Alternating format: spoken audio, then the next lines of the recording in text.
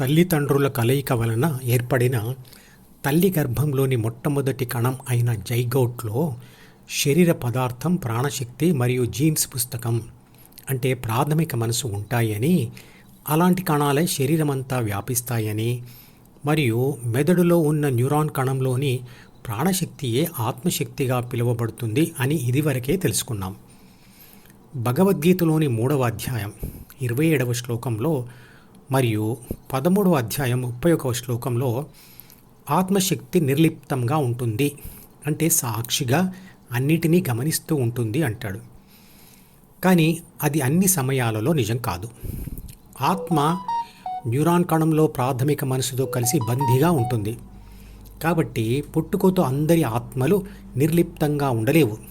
తనతో పాటుగా ఉన్న ప్రాథమిక మనసు అనే పుస్తకాన్ని చదవవలసిందే, ప్రాపంచిక అనుభవాలు పొందవలసిందే. అంటే ధ్యాన ఫలితము పొందని ఆత్మశక్తి తనతో పాటుగా ఉన్న జీన్స్ పుస్తకమును చదువుతూ ఆ పుస్తకంలో ఉన్న విధంగా శరీర రక్షణ, పోషణ, పునరుత్పత్తి బాధ్యతలు నిర్వహిస్తూ ఉంటుంది. పుట్టుకతో సాత్విక గుణాలు ఉన్న మనిషి అయినా, అంటే 6 గుణాల తీవ్రత కనిష్ట స్థాయిలో ఉన్న మనిషి అయినా ఎంతో కొంత సమయం అతని ఆత్మ ప్రాథమిక మనసును చదువుతూ ప్రపంచ ప్రయాణం చేయవలసిందే. ఆ తర్వాత ఎవరైతే ధ్యానం చేస్తూ ధ్యాన ఫలితమైన 2 మనసుల నుండి విముక్తిని పొందుతారో వారి ఆత్మలు మాత్రమే న్యూరాన్ కణంలో బందీగా ఉన్నప్పటికీ ప్రాథమిక మనసును వదిలి నిర్లిప్తంగా ఉంటాయి. ఉదాహరణకు సెల్ ఫోన్ బ్యాటరీలోని విద్యుత్ శక్తి కూడా అంతే కదా. సెల్ ఫోన్లో నుండి బ్యాటరీ తీసివేసినప్పుడు అది నిర్లిప్తంగానే ఉంటుంది. కానీ బ్యాటరీని సెల్ ఫోన్కు కనెక్ట్ చేసిన తర్వాత అది దానిలో ప్రోగ్రామ్ చేయబడిన సాఫ్ట్వేర్ను అనుసరించి అన్ని పనులు చేస్తుంది.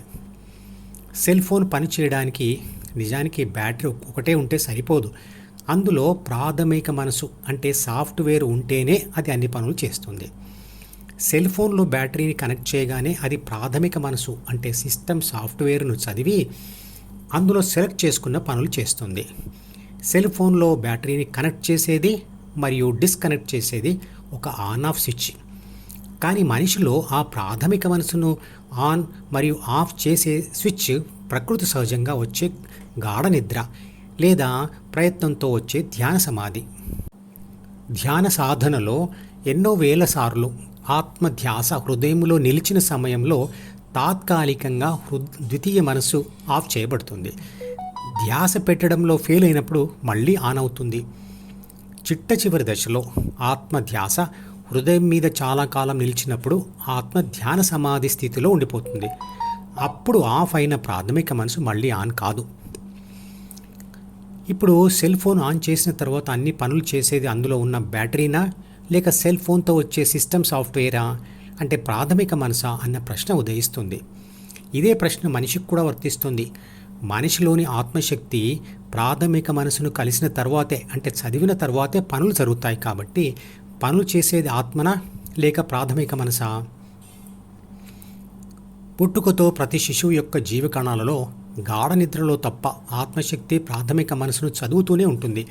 కానీ ఆ శిశువు పెరిగిన తర్వాత ఆత్మ ప్రాథమిక మనసులోని శరీర రక్షణ, పోషణ, పునరుత్పత్తి విషయాలను చదవని స్థితి అంటే తిరస్కరించే స్థితి కూడా ధ్యాన ఫలితంగా వస్తుంది.